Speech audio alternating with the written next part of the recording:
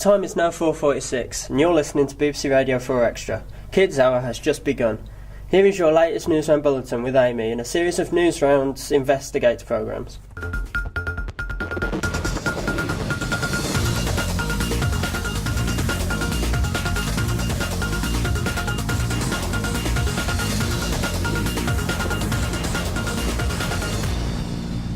You're with News Round on Radio 4 Extra. It's the best place to be after school with me, Hash, with the latest news stories such as: is the internet becoming too vast and too dangerous, and is there enough being done to raise internet safety?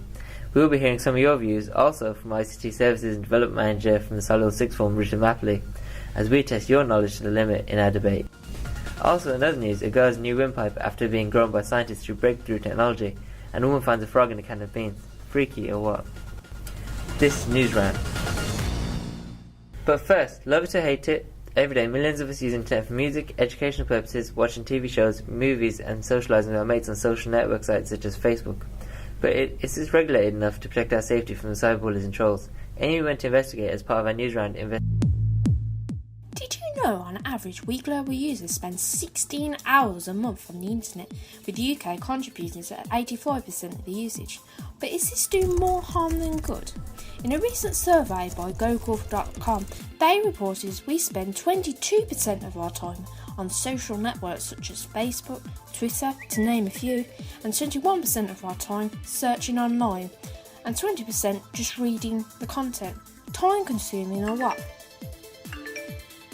But does the contribution of Facebook conflict internet safety, with an average of most visitors per month, with 137,644 people visiting Facebook? I asked Richard Mapley from Solihull Sixth Form his views on the matter and whether there is more children could do to protect themselves when being online. What are the dangers today with young children on the internet? The internet is anarchy, and there is nobody to govern it other than governments trying to maintain control over some of the content. If you make a statement, for example, on Facebook, although you think that statement is just the statement that's viewable to you and your friends, you are actually making a statement that is actually maintained on a computer system that you don't control, and therefore there is a danger that at some point in the future that statement, if it is an opinion that is strongly worded, could come back and bite you. But what do you really know about internet safety?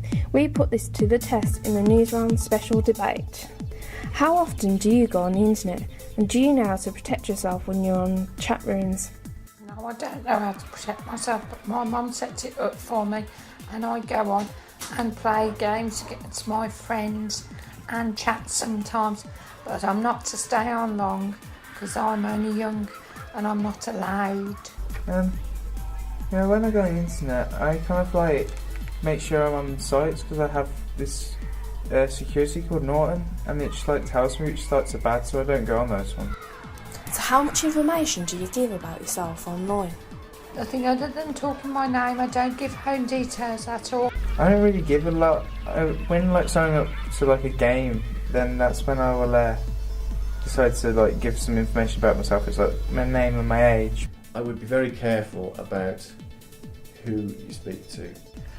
Thanks for that, Amy. We have been inundated with your emails regarding this topic. George from Newcastle says, "Wow, thanks Newsround for that interesting report. I really enjoyed it." Leah on Facebook says, "I don't know how dangerous the internet can be." Now she knows. If you've been affected by this topic, internet safety, you can find out more information on the Radio 4 Extra website, as well as CBBC with a direct link to an organisation called WEB Safety who give advice. That's all from me, Hash. Join JJ at 5:15 for latest News Round Bulletin. Goodbye.